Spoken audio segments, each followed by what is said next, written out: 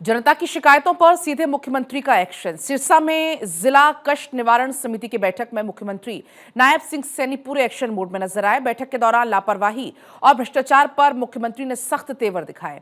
एचएसआईआईडीसी के अधिकारियों और कर्मचारियों की जांच को आदेश दिए गए हैं। एक मामले में विजिलेंस जांच बैठा दी है और साफ कहा है कि नीचे से ऊपर तक जो भी दोषी होगा उसे बख्शा नहीं जाएगा। वहीं बैठक के बाद मीडिया से बातचीत में मुख्यमंत्री ने जंतर मंतर पर छात्रों के आंदोलन को लेकर भी विपक्ष पर तीखा हमला बोला। सिरसा के चौधरी देवीलाल विश्वविद्यालय में आयोजित जिला कष्ट निवारण समिति की बैठक इस बार महज औपचारिक समीक्षा तक सीमित नहीं रही। मुख्यमंत्री नायब सिंह सैनी ने एक एक शिकायत पर गंभीरता दिखाई और अधिकारियों को साफ शब्दों में चेतावनी दी कि जनता के काम में लापरवाही और भ्रष्टाचार किसी भी कीमत पर स्वीकार नहीं किया जाएगा। मुख्यमंत्री ने स्पष्ट कहा कि नीचे से ऊपर तक जो भी अधिकारी या कर्मचारी दोषी पाया जाएगा उसके खिलाफ नियम अनुसार कड़ी कार्रवाई की जाएगी। सरकार गंभीरता से युवाओं के साथ काम कर रही है। अगर कहीं कोई इस प्रकार का घटनाक्रम हुआ है उसके खिलाफ सख्त कार्रवाई सरकार कर रही है। सिरसा के चौधरी देवीलाल विश्वविद्यालय में आयोजित जिला कष्ट निवारण समिति की बैठक के बाद मीडिया से बातचीत करते हुए मुख्यमंत्री नायब सिंह सैनी ने जंतर मंतर पर छात्रों के आंदोलन को लेकर विपक्ष पर निशाना साधा। उन्होंने कहा कि हरियाणा में आयोजित नीट और सीईटी सहित सभी परीक्षाएं शांतिपूर्ण, पारदर्शी और निष्पक्ष तरीके से संपन्न हुई हैं। हमारे यहाँ सीईटी का पेपर हुआ है, एक भी बच्चे के माँ बाप ने कोई शिकायत नहीं की है। हमारे यहाँ नीट का पेपर हुआ है, हमने युवाओं को ट्रांसपोर्ट सुविधा उपलब्ध कराई है। मुख्यमंत्री ने कहा कांग्रेस और इंडी गठबंधन युवाओं को भड़काने और झूठ फैलाकर भ्रमित करने का काम कर रहे हैं। उन्होंने कहा कि सरकार युवाओं के भविष्य को सुरक्षित करने के लिए प्रतिबद्ध है और अगर कहीं भी किसी प्रकार की गड़बड़ी सामने आती है तो दोषियों के खिलाफ सख्त कार्रवाई की जाएगी।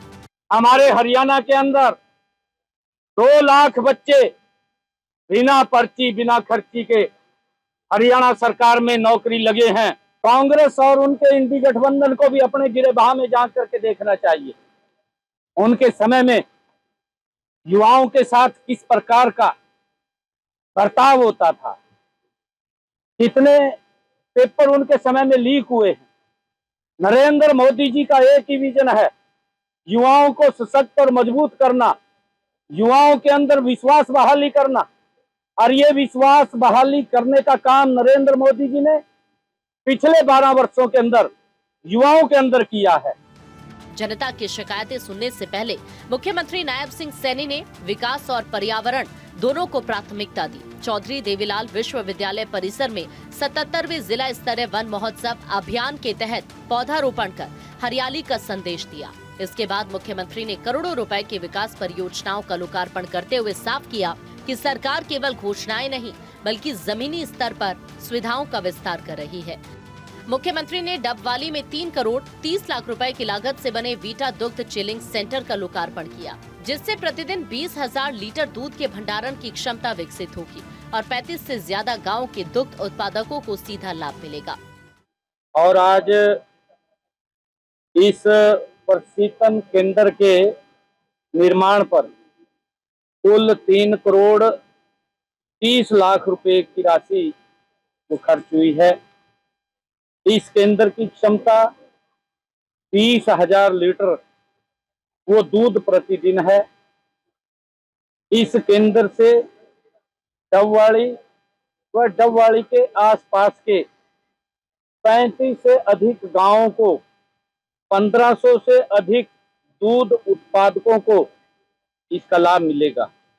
सिरसा दौरे के दौरान मुख्यमंत्री नायब सिंह सैनी ने विकास को नई रफ्तार देने के साथ सामाजिक सरोकारों को भी प्राथमिकता दी। करीब 90 लाख रुपए की लागत से बने इंटीग्रेटेड ड्रग रिकवरी सेंटर का लोकार्पण कर उन्होंने नशा मुक्त हरियाणा के संकल्प को मजबूती दी। इस केंद्र में 6 बेड का इंडोर पुनर्वास वार्ड स्थापित किया गया है।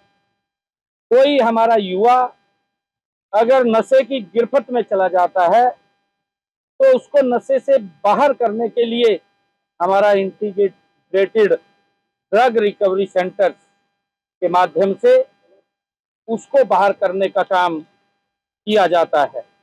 मुख्यमंत्री नायब सिंह सैनी ने एक ही मंच से विकास, सुशासन और जवाबदेही तीनों का संदेश दिया। भ्रष्टाचार पर सख्त कार्रवाई, जनता की समस्याओं के त्वरित समाधान और युवाओं के भविष्य को लेकर सरकार की प्रतिबद्धता दोहराते हुए मुख्यमंत्री ने साफ कर दिया कि हरियाणा में प्रशासन का एजेंडा सिर्फ एक है, विकास भी, विश्वास भी और जवाबदेह शासन भी। चंडीगढ़ से डॉक्टर थानेश्वर शर्मा की रिपोर्ट।